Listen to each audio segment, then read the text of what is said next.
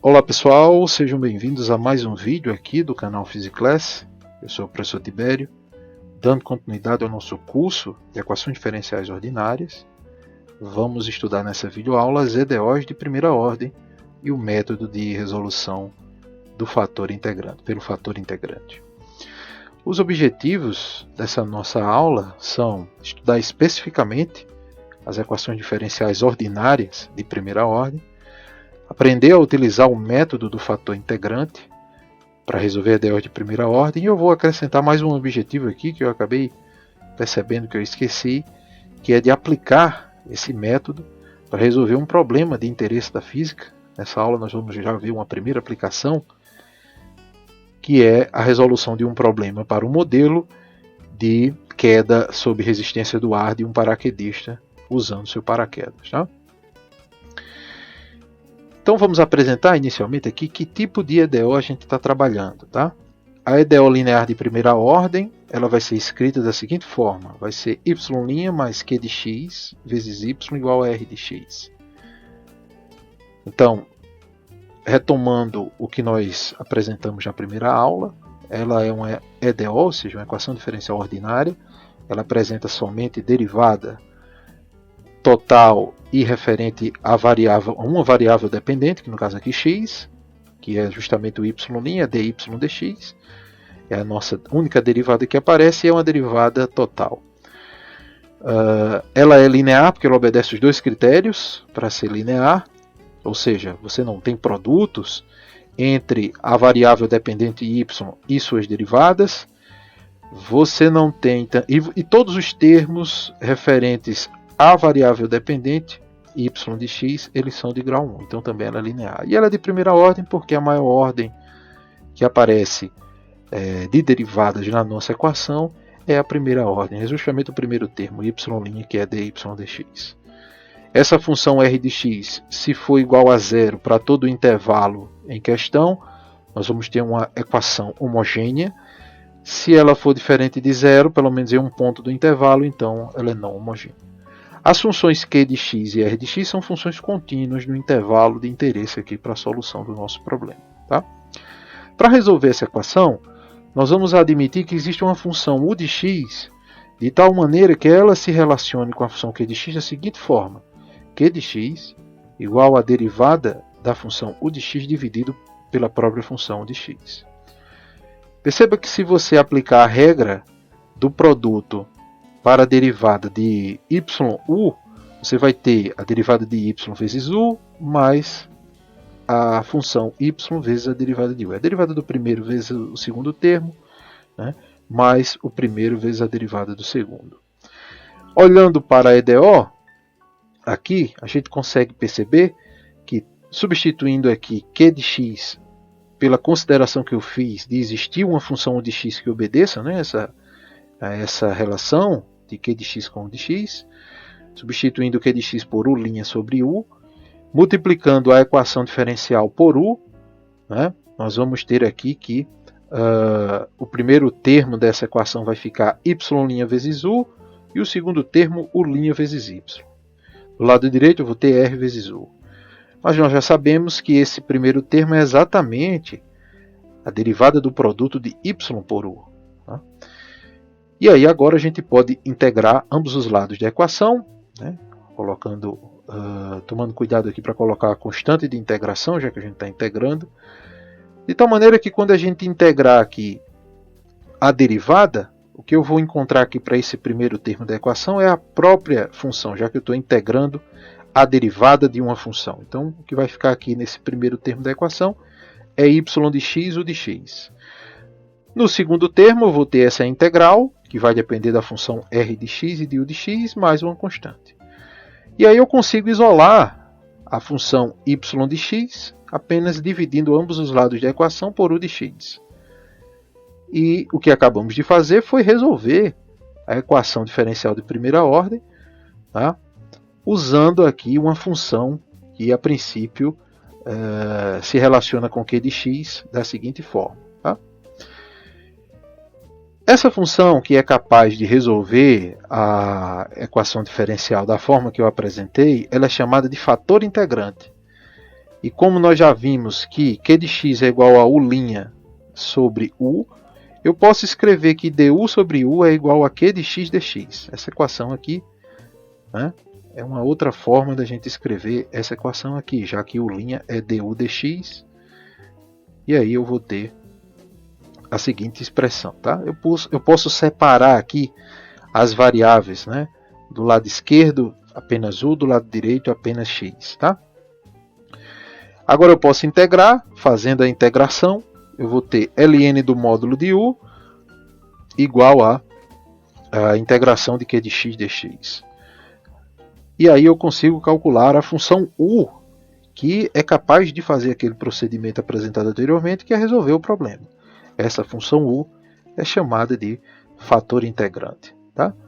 Então, para resolver uma EDO de primeira ordem, da forma que eu apresentei, né, daquela forma de equação, através do fator integrante, a gente calcula o fator integrante, né, sabendo lá na expressão qual é a função Q de x, né, você olha para a EDO, vê qual é a função Q de x, calcula o fator integrante. Depois de calcular o fator integrante, você volta para cá, para a nossa solução, e calcula aqui o y de x, que é justamente a solução do problema. A gente vai encontrar aqui uma solução geral, né, dependendo da constante de integração c. Substitui a função r de x, integra, substitui o de x que a gente encontrou, o de x, e encontra assim a solução geral para a EDO linear de primeira ordem. Tá? Muito bem, um teorema importante que eu não vou demonstrar aqui, que é o teorema da unicidade, ou também conhecido como teorema do valor inicial, é que a partir da solução geral que nós encontramos em termos lá da nossa constante de integração, a gente pode determinar aquela constante de integração encontrando assim uma solução particular, aplicando o que a gente chama de valor inicial. Se a gente sabe que para um x0 dentro do domínio AB existe um valor y0 associado a ele, então aquela solução que a gente vai encontrar para essa condição inicial, ela é única no intervalo AB. Tá? Eu vou fazer a leitura do teorema para ficar bem completa a explicação. Então, seja x0, um valor de x pertencente ao intervalo AB em questão, sendo o número real. Tá?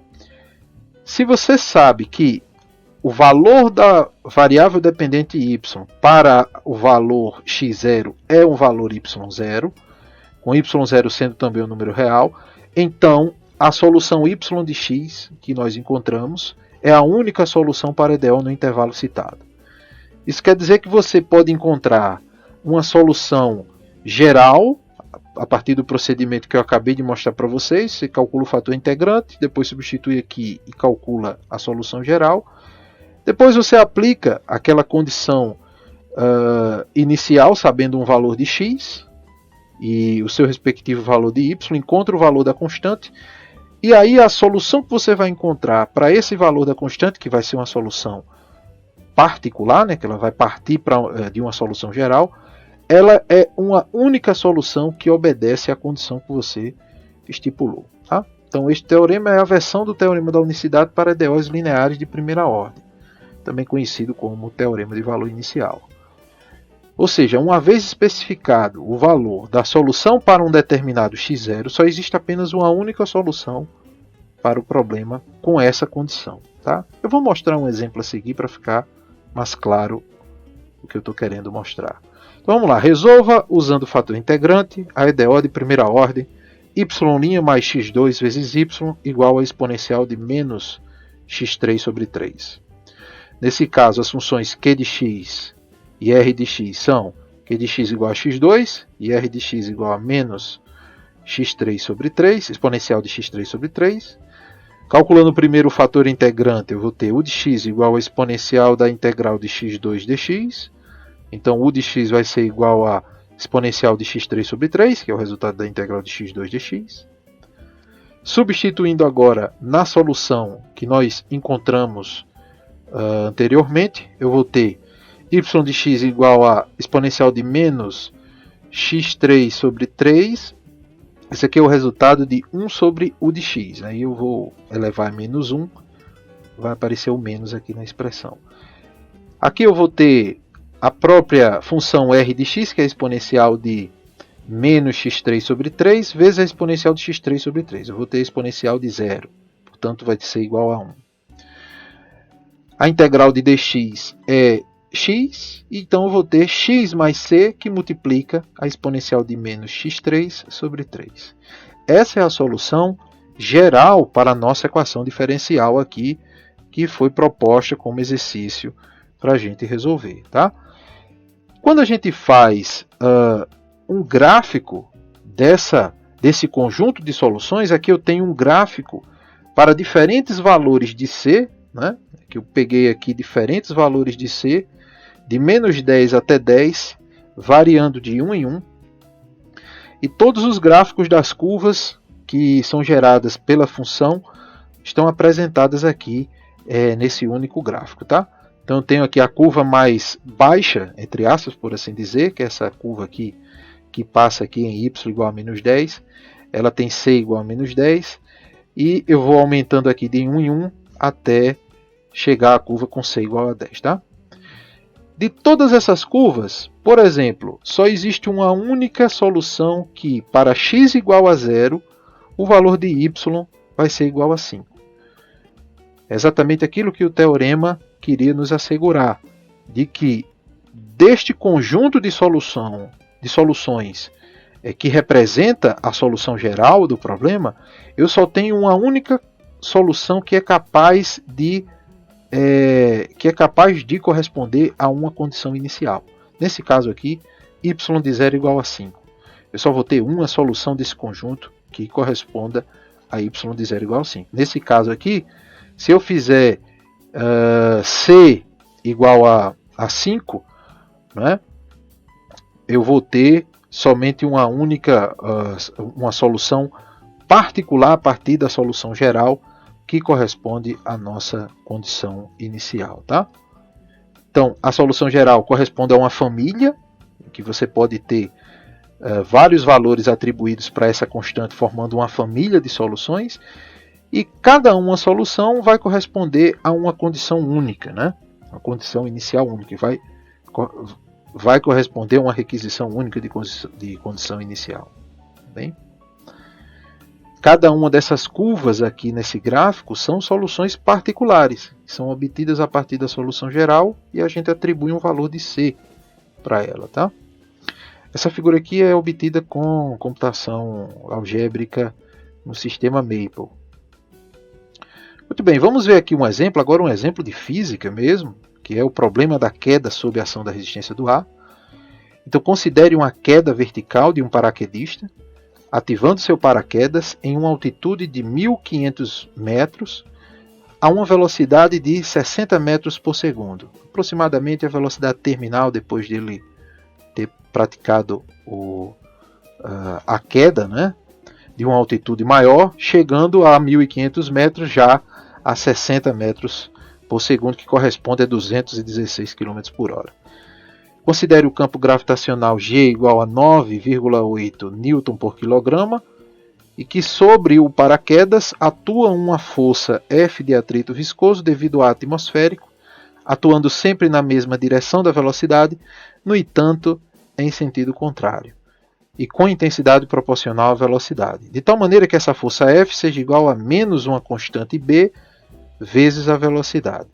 Essa constante B é positiva, é uma constante de proporcionalidade, e nós vamos usar aqui para o nosso problema uma constante B igual a 100 kg por segundo. Vamos determinar duas coisas aqui: a componente vertical da velocidade em função do tempo, ou seja, qual é a velocidade após o acionamento desse paraquedas do nosso paraquedista em função do tempo. Tá?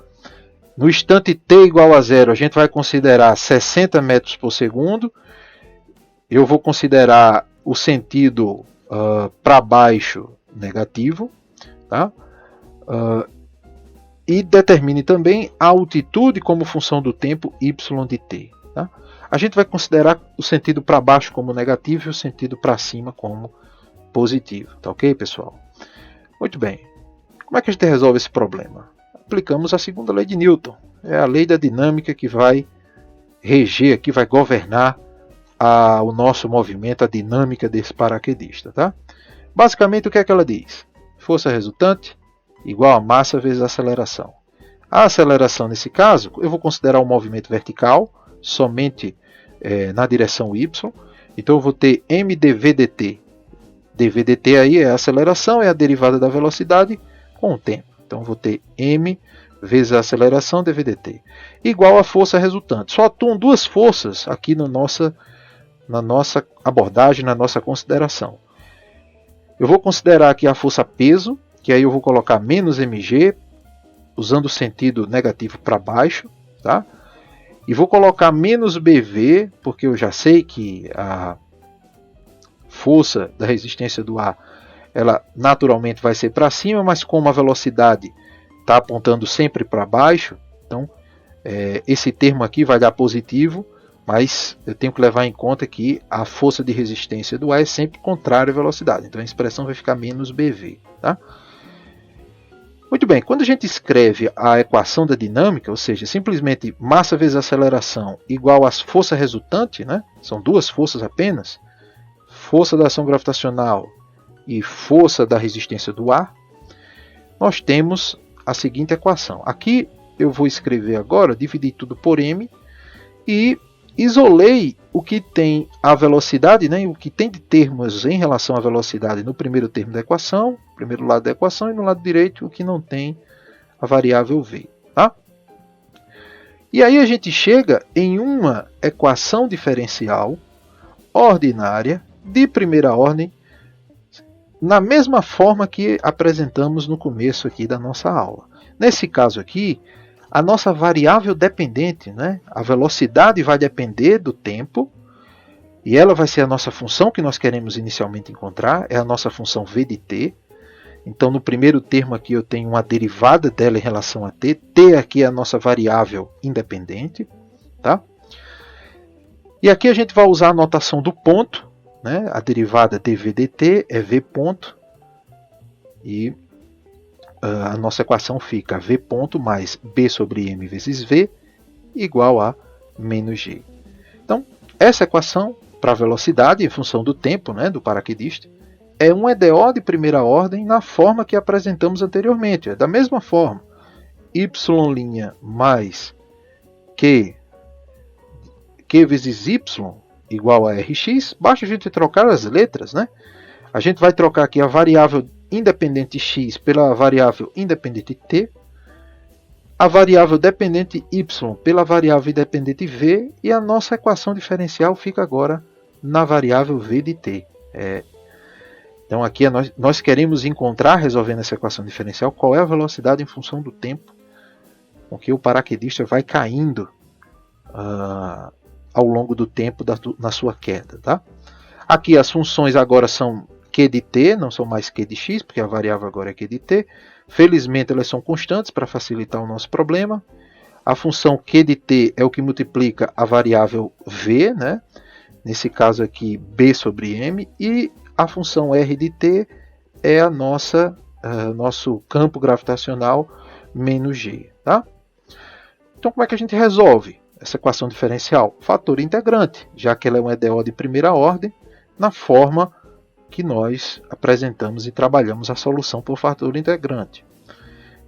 Então vamos começar aqui a calcular o fator integrante. U de t é igual a exponencial da integral de q de t dt, substituindo o q de t por b sobre m, nosso fator integrante vai ser simplesmente exponencial de bt sobre m. Quando a gente substituir agora na solução, olha, de v de t, vamos substituir aí o u de t, r de t e u de t, c aí é uma constante de integração.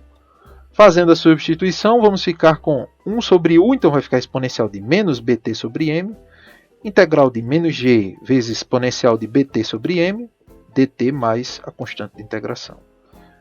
Né? Fazendo aí a integração, aqui eu apliquei substituição de variáveis, tá? Chamei aqui u de bt sobre m, então dt vai ser igual a m sobre b du. Tá? Facilmente você pode aplicar aqui substituição de variáveis para integrar essa exponencial de bt sobre m dt.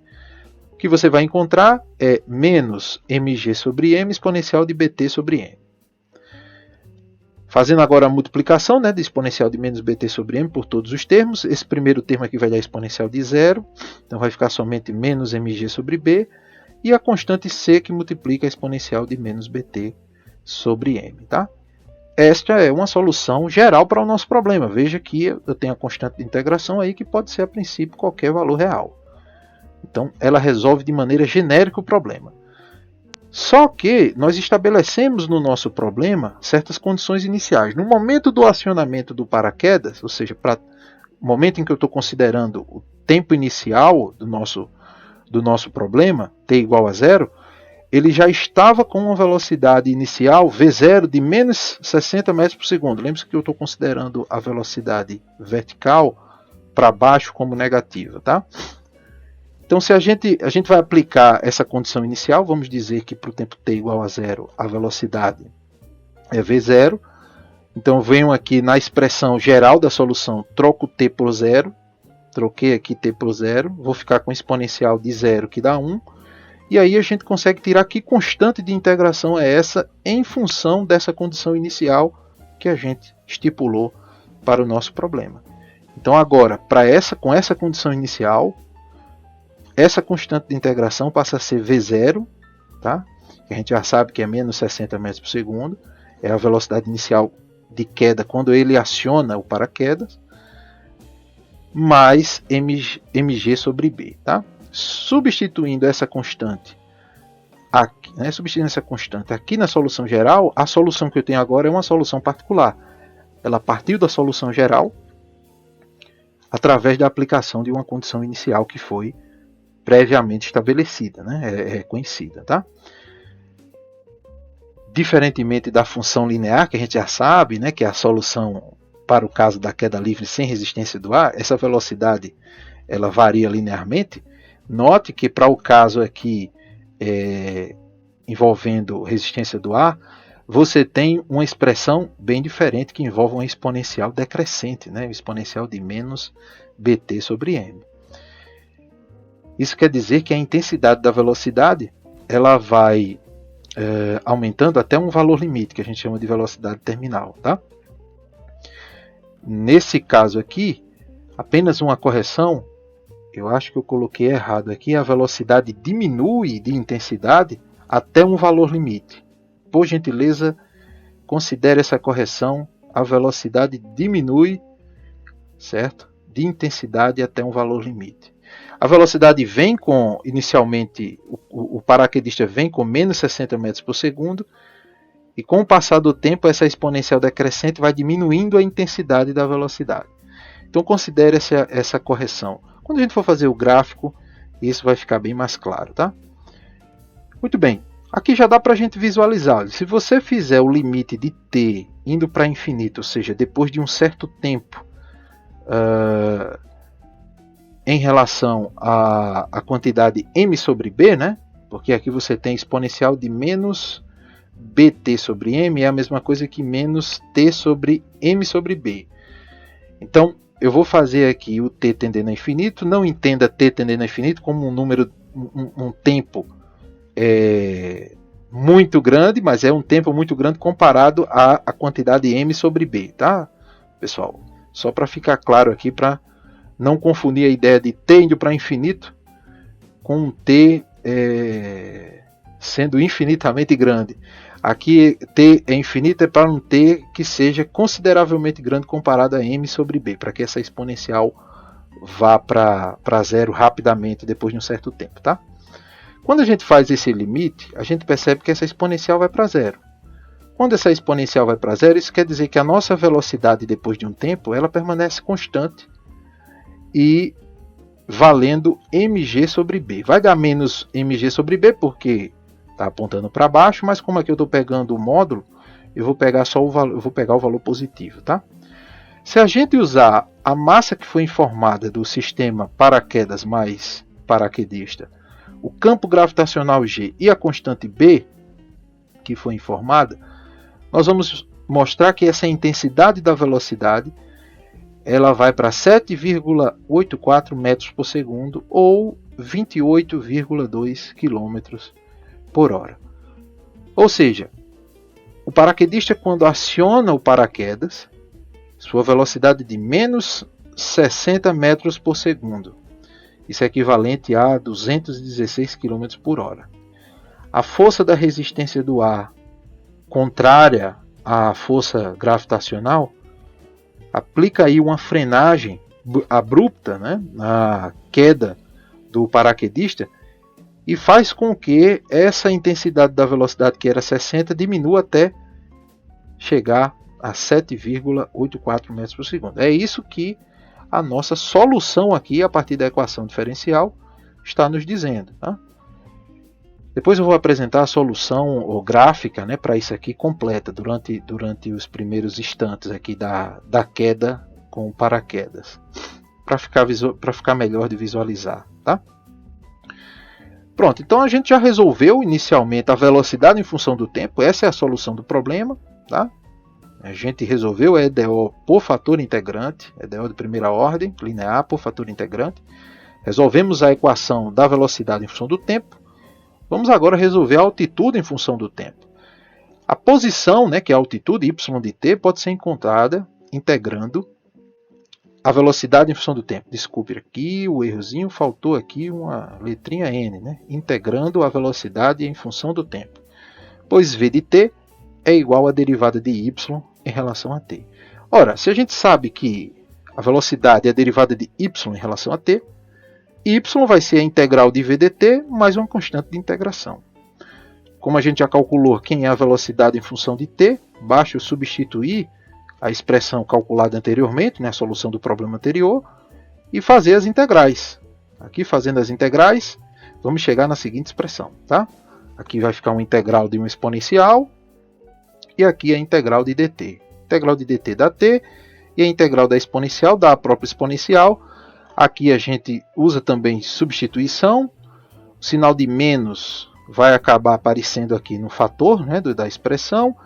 E um m sobre b surge justamente como resultado da integração. Aqui de novo, isso é uma solução geral para a posição em função do tempo, a altitude em função do tempo. Esse d é uma constante de integração que eu posso determinar usando as condições iniciais. Nesse caso, a altitude inicial é de 1.500 metros, ou seja, o y de t igual a zero é igual a esse y0 de 1.500 metros. Com essa condição inicial, a gente pode determinar quem é essa constante de integração d. Basta substituir t por zero, né, e o y de zero por y0. O que a gente vai encontrar é, olha, quando t é igual a zero, esse primeiro termo aqui dá zero, né, a exponencial de zero dá 1, e aí eu vou ficar simplesmente com v0 mais mg sobre b, que multiplica em m sobre b, mais dy0. Tá? Aqui, isolando agora a constante d, a gente encontra essa constante que obedece a essa condição inicial. Então, a solução particular agora, eu volto agora para a solução geral, substituo o d pelo que eu acabei de encontrar aplicando a condição inicial para a posição, e eu chego aqui, após um pouco de álgebra aqui, colocando em evidência esse termo com esse aqui, a gente chega na solução particular do problema para a posição, ou seja, da altitude do paraquedista em função do tempo, para essa condição inicial. Ou seja, quando o paraquedista acionou o paraquedas, ele estava a uma altitude de 1.500 metros, uma posição y0. Tá? Muito bem, agora vamos apresentar os gráficos, né? O primeiro gráfico aqui apresenta os primeiros 10 segundos após o acionamento do paraquedas. Como eu já havia dito no problema, o paraquedista, quando acionou o paraquedas, estava com uma velocidade de menos 60 metros por segundo. Note que rapidamente a intensidade da velocidade diminui e, obviamente, com um comportamento exponencial, a intensidade vai diminuindo, né? Eu digo a intensidade diminui porque o valor absoluto aqui vai diminuindo, né? A gente dá a impressão de que a velocidade está aumentando, mas não. O valor absoluto vai diminuindo E aí a gente percebe aqui claramente que depois de um certo tempo, né, a velocidade ela não varia mais e chega a uma velocidade constante de menos 7,84 metros por segundo. Tá? Ora, explicando de uma outra forma, a gente pode ver aqui nesse gráfico, né, que é resultado direto aqui da solução. Esse gráfico aqui é o gráfico da solução do problema, tá, pessoal?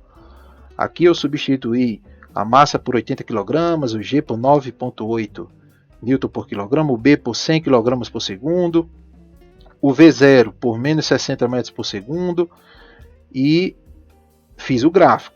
O gráfico indica que no tempo inicial t igual a zero, como nós já sabemos, e foi imposto no problema, a velocidade era de menos 60 metros por segundo.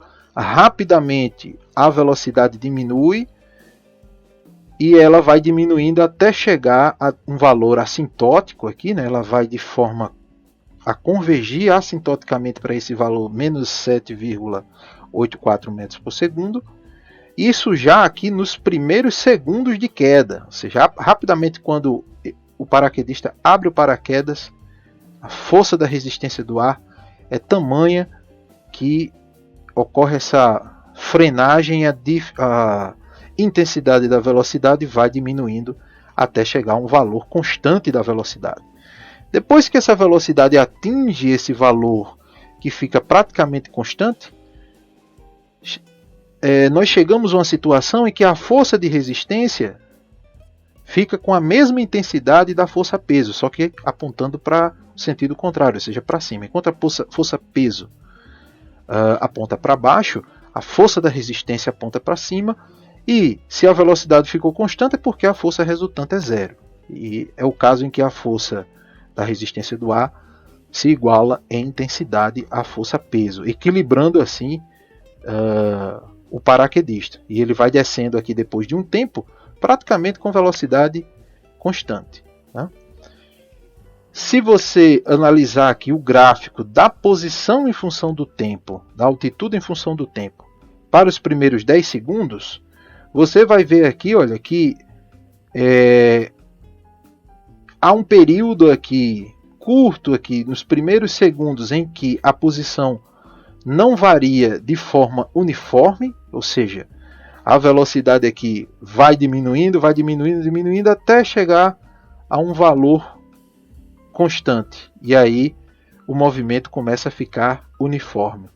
Isso acontece já nos primeiros segundos. Tá? Depois de pouco tempo, né, aqui em torno de 4 segundos, a velocidade ela fica constante e o paraquedista começa a descer com velocidade constante. Esse último gráfico aqui é um gráfico interessante. Ele é o gráfico para todo o tempo de queda, como se a gente fizesse a conta desde o início do acionamento do paraquedas até o paraquedista tocar no solo, ou seja, percorrer todos os 1.500 metros. Perceba que existem só alguns segundos iniciais em que a posição em função do tempo varia de forma não uniforme, e durante a maior parte aqui, quase toda a parte da queda, o paraquedista já acessou aqui o movimento uniforme. Tá?